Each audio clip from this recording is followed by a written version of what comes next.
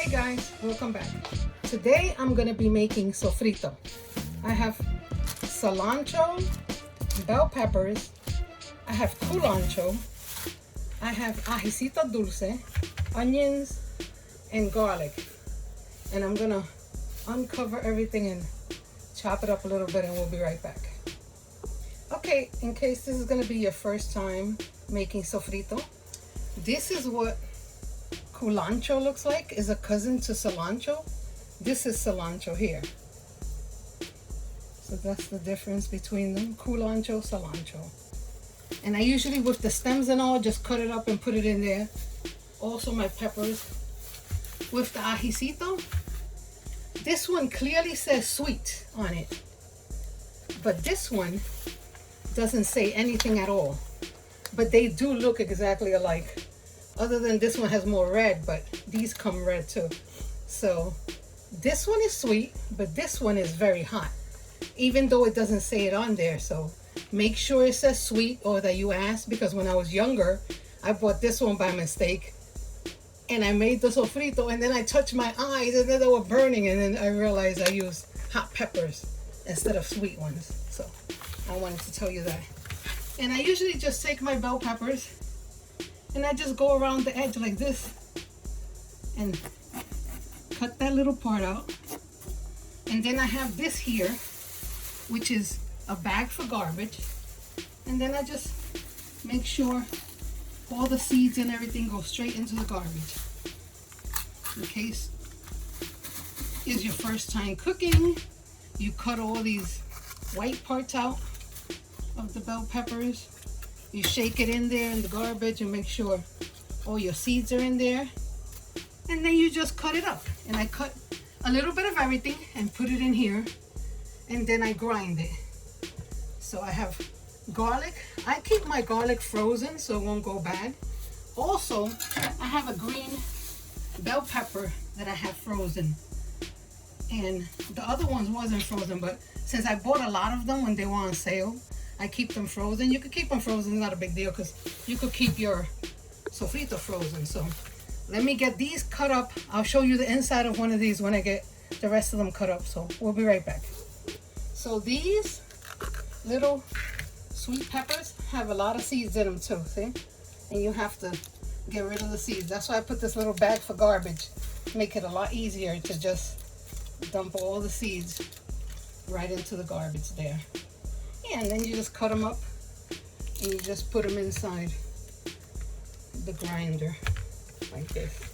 Yeah, put a little bit of all the different color bell peppers, the culantro, cilantro, onion, everything in there. And just grind it together.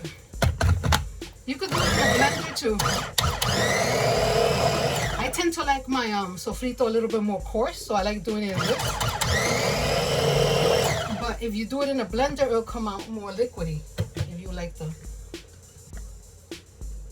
sofrito liquidy. So yeah, so I'll continue to do this. And I wanted to say you could either put it in like a container like this, which I usually put it in, and put it in the fridge if I'm gonna use it the whole week. But you could also freeze it. And hold on one second.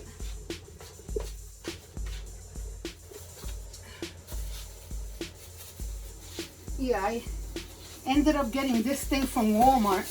I looked it up. This is a ice tray with a cover. You know, it comes with a cover on it. Oh, it's taped down here. Okay.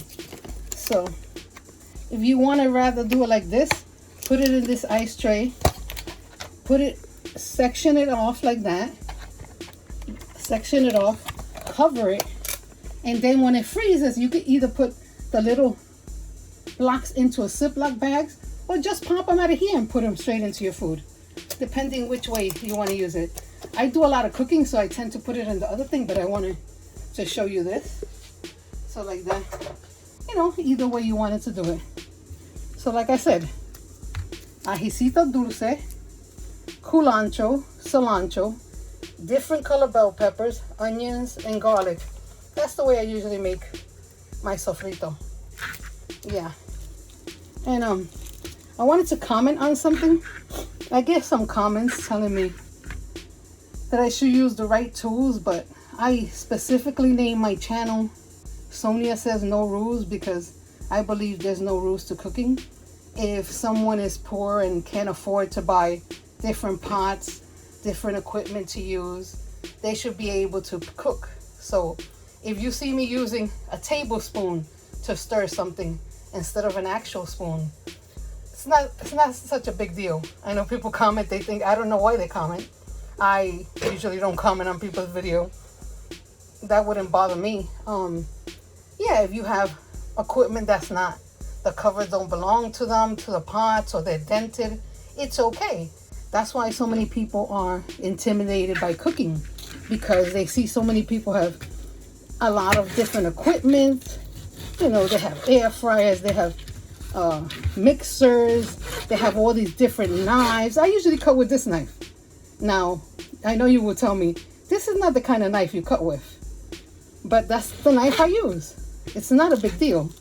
I rather use this knife and show myself using this knife, so someone that never cooked before, it's harder to get cut with this knife than it is with an actual sharp knife. You know, I know they tell you the opposite.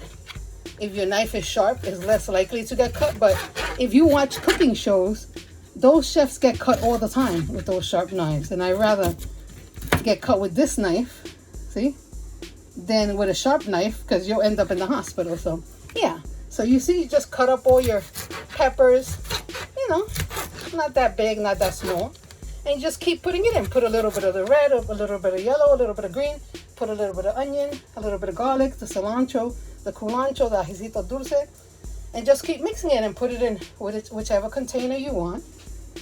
And hopefully this is helpful to somebody.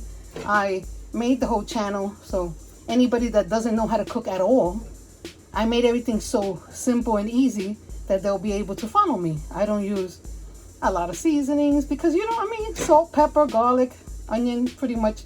You could cook if that's all you have, you know, you should be able to cook. There's millions of channels that have people that have so much equipment, so many seasonings, so many things. And there's not that many channels teaching someone that doesn't know how to cook how to make something if they don't have that much stuff in their refrigerator. So hopefully this was helpful to somebody. Okay, here's my finished product. And if you enjoyed this video, please like and subscribe. And remember, no matter what ingredients you have, or what equipment you're using, or what's your situation, you can always make a great meal. Thanks for watching.